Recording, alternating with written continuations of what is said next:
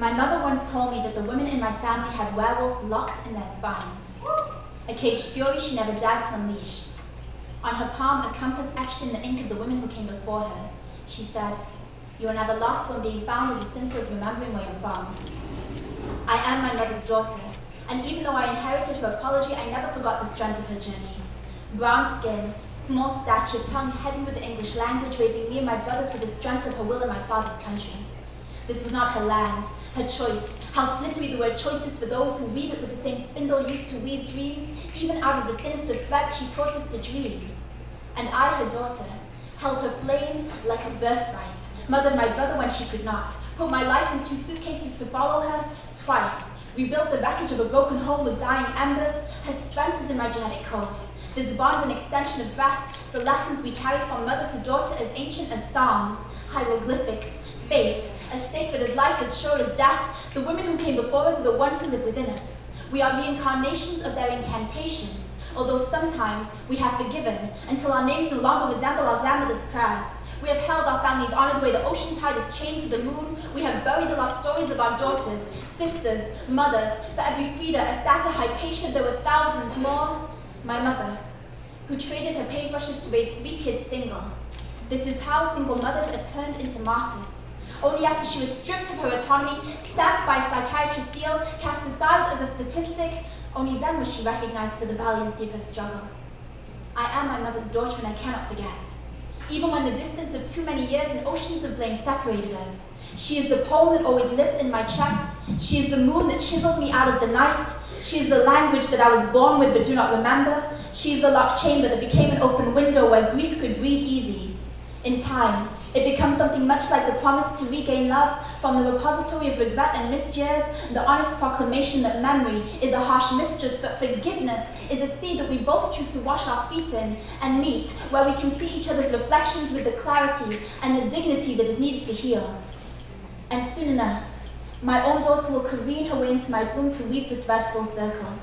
My bones will shift to anticipate her song. Let it not be an echo, but a melody spun from the cosmology of new beginnings. And I will tell her, as my mother told me, that she may have her father's eyes, but she will always have her mother's heart. That she comes from a line of women who nursed beats in their bellies before hip-hop even had a name, with werewolves locked in their spines to defend that which is sacred, with palms like roadmaps of blood memory. Dear daughter, please show me the edges of your possibility, so that I might know the weight of commitment by the pull of your existence. Search for my mother's laughter in your jawline, for every promise that has been broken, for every tear that I've wept. I'm waiting for the day when I can hold you in my arms with the conviction of a promise well kept.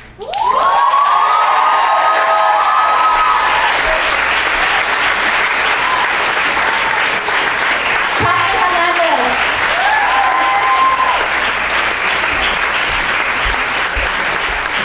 I gotta tell you folks, that was all improvised. Catherine was just going off my words. She is a genius. Thank you so much, Catherine.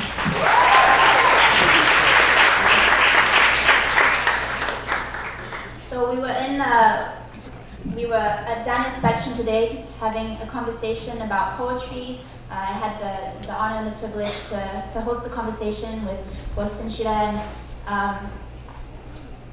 yeah, I'm in a bit of a vulnerable place, and I'm really moved and honored and blessed to be here, and I want to share a poem that is always difficult to share. It's the most personal poem I have. It's definitely a difficult poem to get through, but I also think it's necessary because some stories really do need to be told, and in the interest of breaking the cycle of silence, it's important to share these stories. So I hope you'll hold my words, and we'll bring the energy back up afterwards, I promise.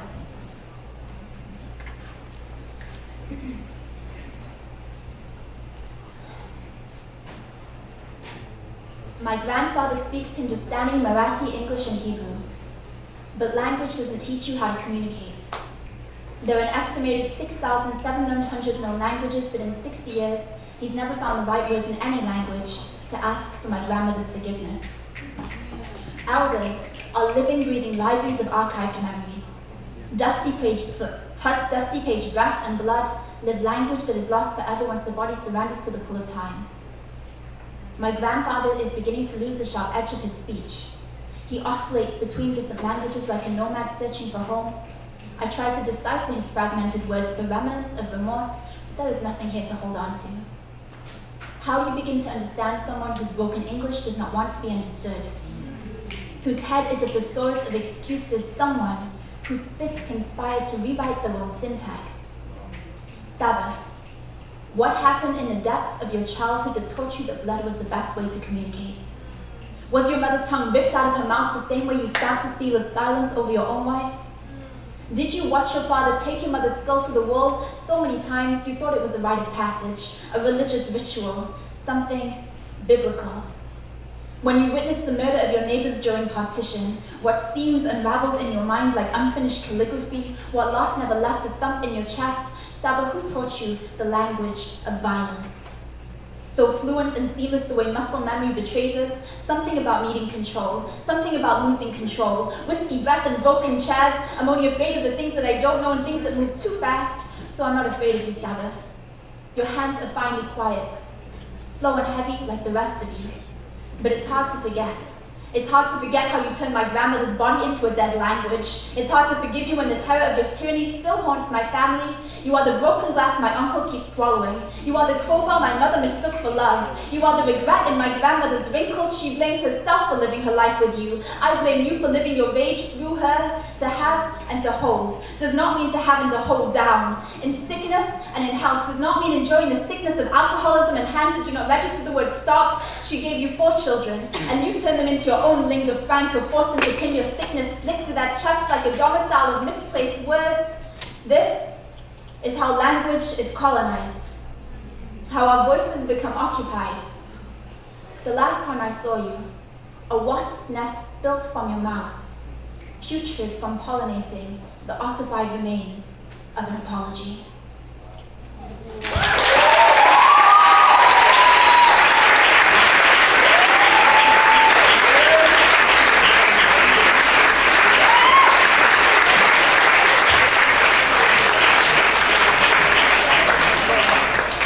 With me?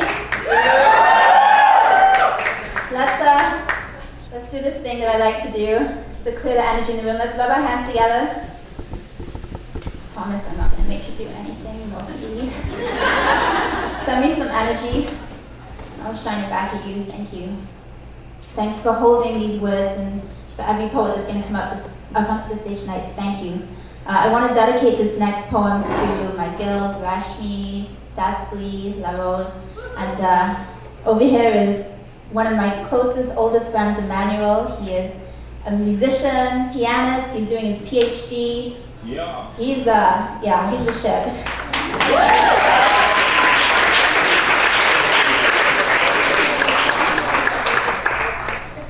Okay, I'm just gonna give him a couple of minutes to set up. You guys want to hear a little rap? Let's go, Lishai! They call me the geopolitical poet and this microphone assassin. Chewing on your rhymes like I just spent 3 days fasting. I'm not proud of that line, guys, I'm not. Slashing up your stereotypes quick like Harper slashing welfare. I am taking no hostages like the US private healthcare. Hold on, wait a second, you want to battle rap with me? The metaphysical, always political, Jewish Indian MC. I got a tongue as sharp as Judas and a mind as sharp as ice. If you want to take your chances, go ahead and roll the dice. But if the only thing you're thinking about is pussy on a platter, I'll take your thoughts and bend them with my tongue sledgehammer.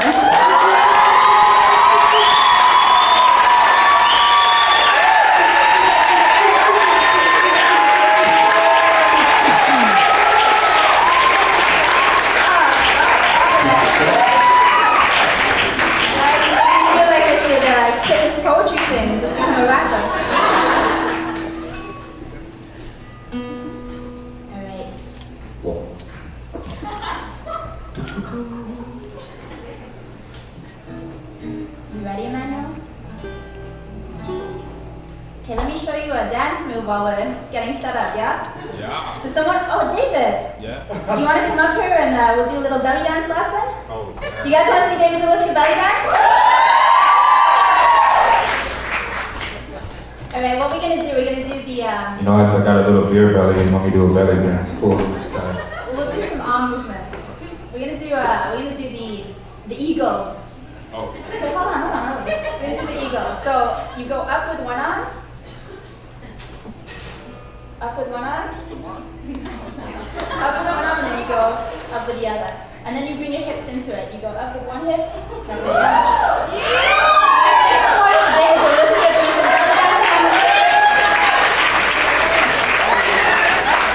Now do a little shimmy, little shimmy.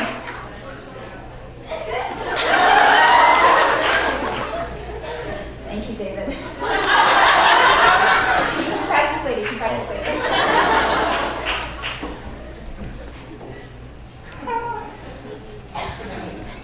If you feel something, if you hear something, if you feel something deeply, then just snap your fingers to me, cool? To love like a machine gun pilgrimage.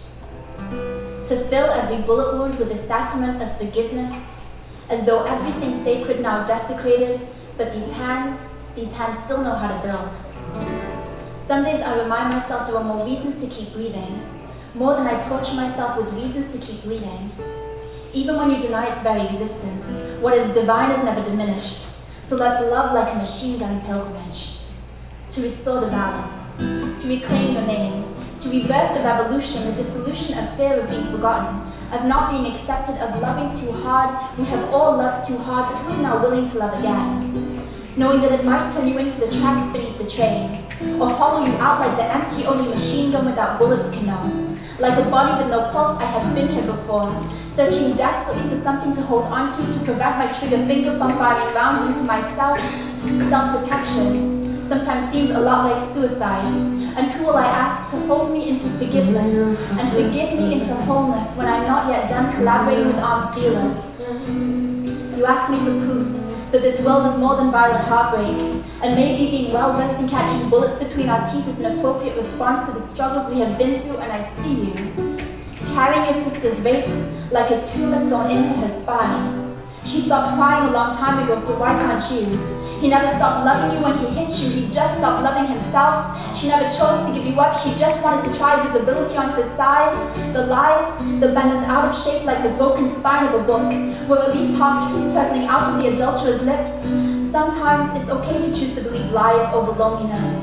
Sometimes it's okay to be the house with short circuits and closed windows if there is something living in there that can still be called home. If there is something still beating in your flatline voice, the house that haunts me is the one that raised me. The people who hurt me are the ones who also made me resilient. Unafraid of machine guns because every bullet wound gave me more ammunition to write myself forward without apology, without permission. We have bled so much in this life. Who is now ready to live? I said, we have bled so much in this life. Who is ready to live? To step out of your sarcophagus, to drink tea with your demons, to look into your reflection without feeling the itch of broken glass, to sing louder than a machine gun pilgrimage, while turning bullet wounds into love poems. Excavate the shrapnel from your sunken bones, collect the moon out of the night sky to cradle back into your heart, to start again from a place of untold beginnings. Open the windows, smash the glass if you have to. I am here, I am alive. I trade every one of my broken hearts for the chance to love truthfully. Give me a machine gun, I'll resurrect it into a poem.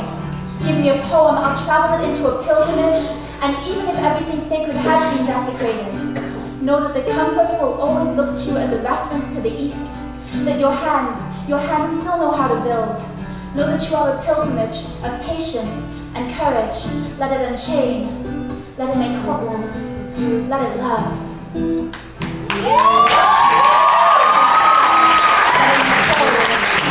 Let it love.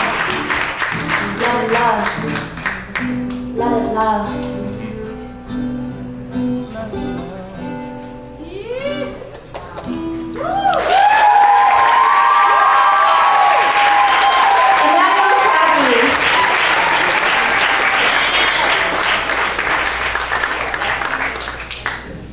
Alright, I'm going to share one more poem with you guys.